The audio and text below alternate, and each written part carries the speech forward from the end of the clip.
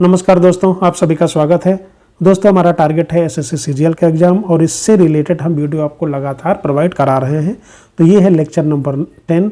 इससे पहले हम आपको 9 लेक्चर करा चुके हैं। इसके अलावा बहुत सारे वीडियो जीएस के वहाँ पे पड़े हैं, आप प्लेलिस्ट को विजिट करके देख सकते हैं।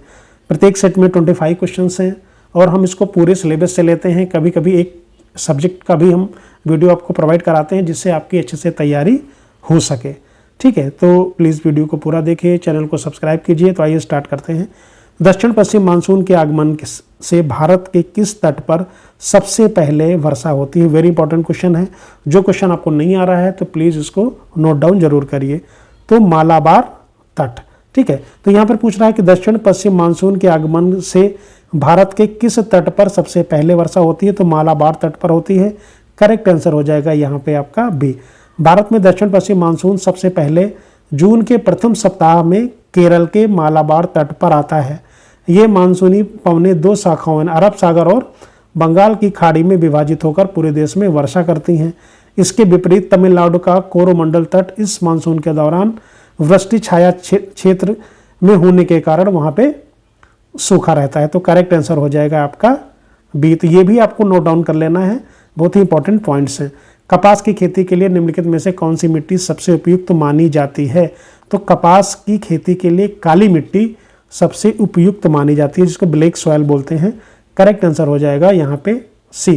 काली मिट्टी को हम रेगुर मिट्टी या कपास मृदा भी कहा जाता है, जो मुख्य रूप से दक्कन के पठार, महाराष्ट्र, गुजरात में पाई जाती है। इस मिट्टी में जल धारण करने की क्षमता अत्यधिक होती है, जो कपास के फसल के लिए अनिवार्य है। सूखने पर इस मिट्टी में गहरी दरारें पड़ जाती हैं, जिससे स्वतः जुताई वाली मिट्टी भी कहा जाता है। ठीक, आगे बढ़ते हैं। सिंधु नदी की निम्नलिखित में से कौन सी सहायक नदी सीधे पाकिस्तान में सिंध से मिलने से पहले चेनाब नदी में मिल जाती हैं? तो यहाँ पे आपके ऑप्शन है झेलम, रावी, सतलुज। सभी नदियाँ जो है वो चेनाब नदी में मिल जाती हैं। ठीक है, पंजाब की पंचनद नदियों में से झेलम, रावी, सतलुज नदियाँ अंततः चेनाब में जाकर विलीन हो जाती हैं। इसके बाद ये संयुक्त जलधारा, जिसे पंचनाद कहा जाता है, पाकिस्तान के मिथनकोट के पास सीधे सिंधु नदी में मिलते हैं। इस प्रकार सिंधु नदी तंत्र में चेनाब इन सभी सहायक नदियों के जल को समेटने वाली मुख्य वाहिका बन जाती है। हिमालय के सबसे बाहरी और सबसे दक्षिणी पर्वत श्रृंखला को किस नाम से जाना जाता है? तो उसको हम बोलते हैं शिवालिक। ठीक है, शिवालिक श्रृंखला है। करेक्ट आंसर हो जाएगा यहाँ पे सी। शिवालिक श्रेणी हिमालय की सबसे नवीन और सबसे बाहरी दक्षिणी श्रृंखला है। इसकी औसत ऊंचाई 900 से 1100 मीटर के बीच है और यह मुख्य रूप से नदियों द्वारा लाए गए अवसादों से बनी है। मध्य हिमालय और शिवालिक के बीच की अनुदैर्ध्य घाटियों को पश्चिम में दून जैसे देहरादून और पूर्व में द्वार कहा जाता है। निम्नलिखित में से कौन भारत में रबी की मुख्य फसल जिसे सर्दियों में के मौसम में बोया जाता है? ठीक है, तो यहाँ पर रबी फसल की बात की है कि सर्दियों में बोया जाता है। तो कौन सी फसल है? गेहूं है, जो सर्दियों में बोया जाता है। तो करेक्ट आंसर हो जाएगा बी। रबी की फसलों को अक्टूबर नवंबर सर्दियों में शुरुआत में बोया जाता है और मार्च अप्रैल में काटा जाता है। जैसे गेहूँ आपका गेहूँ हो गया, जौ, चना, मटर और सरसों भारत की प्रमुख रबी फसलें हैं और इन फसलों के विकास के लिए कम तापमान और पकते समय खिले हुए धूप की आवश्यकता होती है। भारत का एकमात्र सक्रिय ज्वालामुखी बैरन द्वीप कहाँ पे है? तो ये है अंडमान द्वीप समूह में। ठीक है, तो बैरन द्वीप दक्षिण एशिया और भारत का एकमात्र जीवित या सक्रिय ज्वालामुखी है। ये पोर्ट ब्लेयर से लगभग 135 किमी दूर उत्तर पूर्वी में अंडमान सागर में स्थित है। ये ज्वालामुखी लंबे समय तक शांत रहने के बाद वर्ष 1991 में पुनः सक्रिय हुआ था। भारत में चाय और कॉफ़ी की बागवानी खेती के लिए पहाड़ों पर किस प्रकार की मिट्टी पाई जाती है, जिसमें लीचिंग की जो प्रक्रिया है वो अधिक होती है? तो करेक्ट आंसर हो जाएगा लेटेराइट मिट्टी। तो यहाँ पे आंसर आ जाएगा आपका बी। लेटेराइट मिट्टी का निर्माण भारी वर्षा वाले उष्णकटिबंधीय क्षेत्रों में तीव्र निच्छालन प्रक्रिया के कारण होता है। कैसे होता है? तीव्र वर्षा के कारण।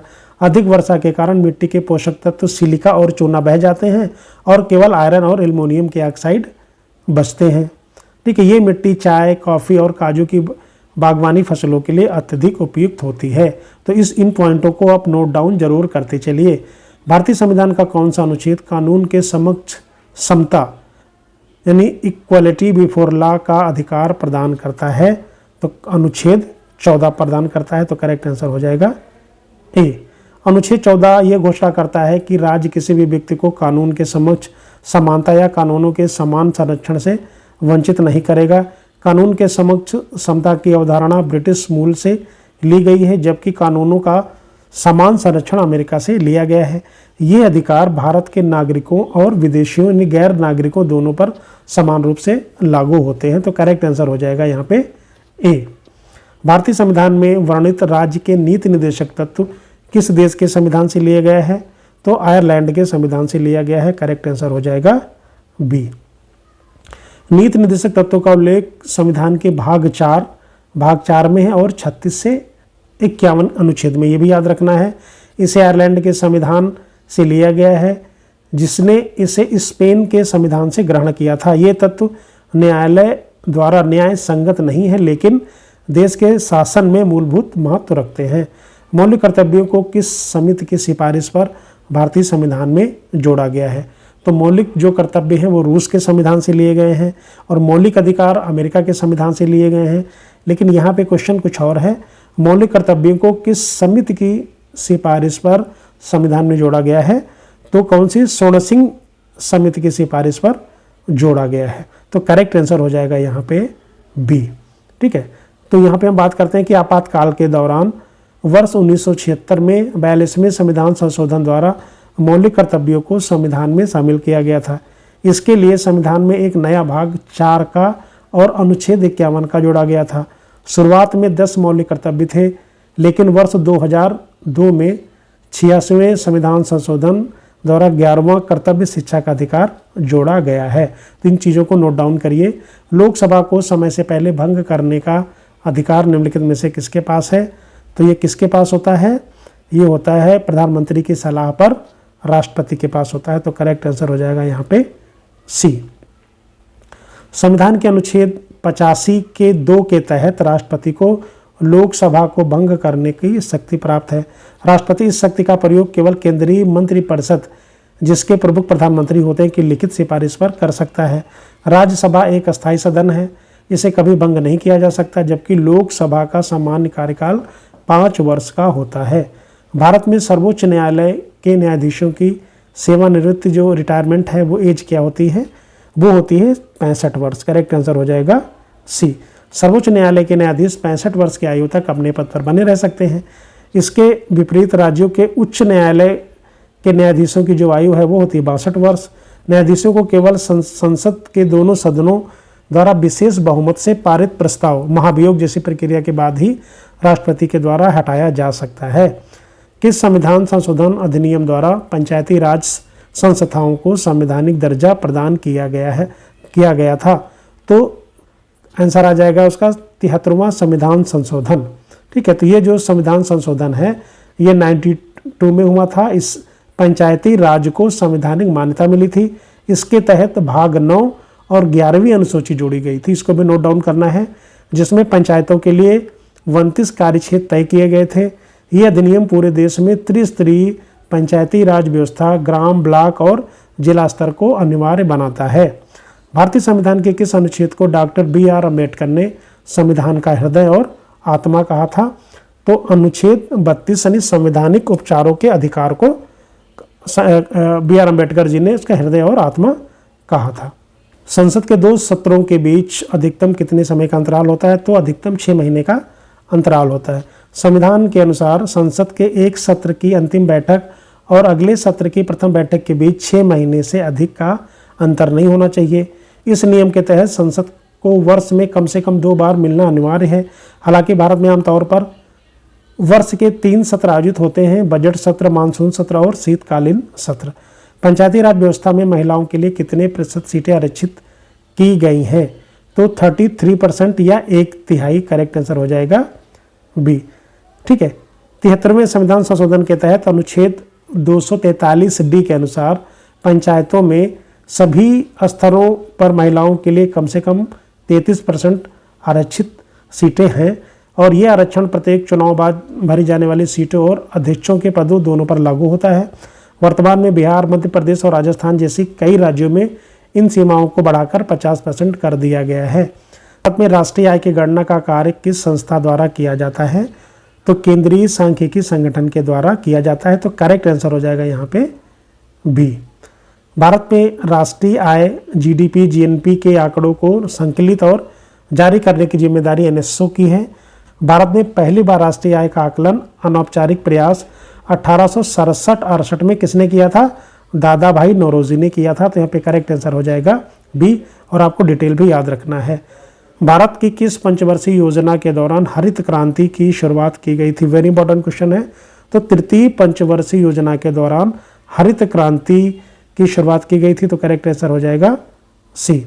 भारत में हरित क्रांति की शुरुआत 1960 के दशक के मध्य विशेषकर 1966 और 67 में तीसरी पंचवर्षीय योजनाओं में हुई थी। इस क्रांति के तहत उन्नत किस्म के बीज, आधुनिक उर्वरक और सिंचाई तकनीकों के माध्यम से खाद्यान्न विशेषकर गेहूं और धान उत्पादन में भारी वृद्धि की गई थी। और भारत में डॉक्टर एम.एस. स्वामीनाथन को हरित क्रांति का जनक भी कहा जाता है।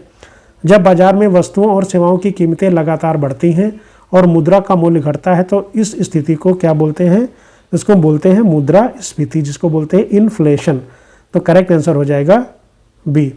तो जो मुद्रास्फीति जिसको बोलते हैं महंगाई, वह आर्थिक स्थिति है जिसमें बाजार में मुद्रा की आपूर्ति अधिक होने के कारण उसकी जो क्रय शक्ति, जो परचेजिंग पावर है, वो कम हो जाता है। साधारण शब्दों में अत्यधिक पैसा बहुत कम वस्तुओं के पीछे भागता है जिसमें कीमतें आसमान छूने लगती हैं। भारत में मुद्रास्फीति के मापन के लिए उपभोक्ता मूल्य सूचकांक, जिसको बोलते हैं सीपीआई, और थोक मूल्य सूचकांक डब्ल्यूपीआई का उपयोग किया जाता है। वाणिज्यिक बैंकों को अपने कुल जमा का एक निश्चित हिस्सा नगद रूप से आरबीआई के पास रखना पड़ता है। तो इसको हम क्या बोलते हैं? तो इसको हम बोलते हैं सीआरआर, जिसको हम बोलते हैं cash reserve ratio. Correct answer हो जाएगा बी। तो बैंकों को सीआरआर ने कैश रिजर्व रेशियो रखना पड़ता है। ठीक है। मौद्रिक नीति का एक मात्रात्मक उपकरण है जिसके तहत बैंकों को अपनी कुल जमा का एक तय प्रतिशत कैश के रूप में आरबीआई के पास जमा रखना होता है। ठीक है। इस राशि पर बैंकों को रिजर्व बैंक की तरफ से कोई ब्याज या लाभ नहीं मिलता है। जब आरबीआई बाजार में पैसों की तरलता को कम करना चाहता है तो वो सीआरआर की दरों को बढ़ा देता है। जब रेट बढ़ जाएगा, जब सीआरआर बढ़ जाएगा तो बैंकों को ज़्यादा पैसा आरबीआई के पास रखना पड़ेगा। भारत सरकार का बजट यानी राजस्व घाटा क्या दर्शाता है? तो सरकार के राजस्व व्यय और राजस्व प्राप्तियों के बीच के अंतर को दर्शाता है। करेक्ट आंसर हो जाएगा भी। ऐसे क्वेश्चन पूछे भी जाते हैं। तो सरकार के राजस्व व्यय और राजस्व प्राप्तियों के बीच के अंतर को ये दर्शाता है। ठीक है। आगे बढ़ते हैं तो थोड़ा सा डिटेल पढ़ लेते हैं। राजस्व घाटा तब होता है जब सरकार के दैनिक कार्यों और सेवाओं को चलाने का खर्च राजस्व व्यय और उसकी नियमित आय यानी राजस्व प्राप्तियों से अधिक होता है। ये घाटा दर्शाता है कि सरकार अपनी सामान्य संपत्तियों के रखरखाव और प्रशासनिक खर्चों के लिए भी पर्याप्त राजस्व नहीं जुटा पाई है। इसके विपरीत राजकोषीय घाटा, जिसको बोलते हैं फिजिकल डेफिसिट, सरकार की कुल उधारी की आवश्यकता को प्रकट करता है। तो यहाँ पे करेक्ट आंसर हो जाएगा आपका बी। द्वितीय पंचवर्षीय योजना जिसका पीरियड है 1956 से 1961 किस आर्थिक मॉडल पर आधारित थी? पीसी महालनोबिस मॉडल पर आधारित थी। करेक्ट आंसर हो जाएगा बी। तो आपको पीरियड याद रखना है और किस मॉडल पे आधारित थी ये भी याद रखना है।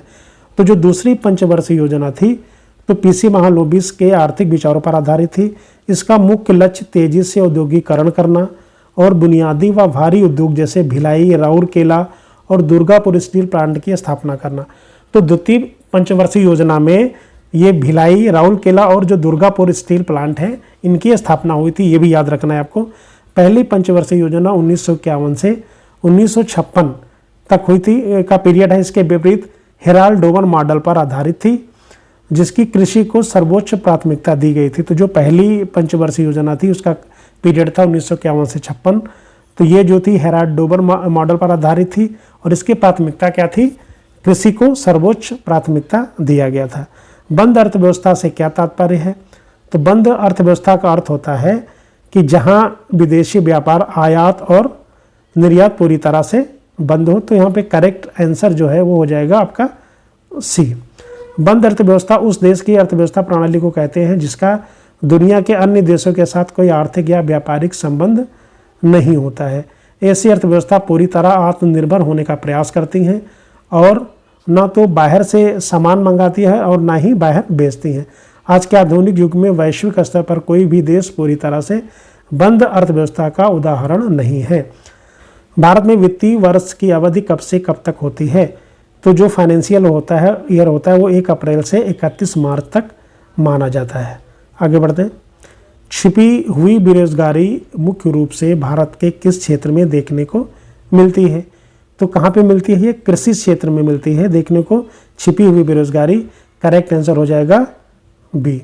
छिपी हुई बेरोजगारी या प्रच्छन्न बेरोजगारी उस स्थिति को कहते हैं जहां किसी कार्य को करने के लिए आवश्यकता से अधिक लोग लगे होते हैं। यदि इन अतिरिक्त लोगों को कार्य से हटा दिया जाए तो भी कुल उत्पादन जो टोटल प्रोडक्टिविटी है पर कोई नकारात्मक प्रभाव नहीं पड़ता है, यानी श्रमिकों की सीमांत उत्पादकता जो होती है वो शून्य होती है। भारत में ग्रामीण क्षेत्रों और पारिवारिक कृषि फार्मों में ये सामान्य रूप से पाई जाती है। तो दोस्तों आशा करता हूँ कि वीडियो अच्छा लगा होगा। प्लीज़ लाइक शेयर और सब्सक्राइब जरूर करें। Thank you very much.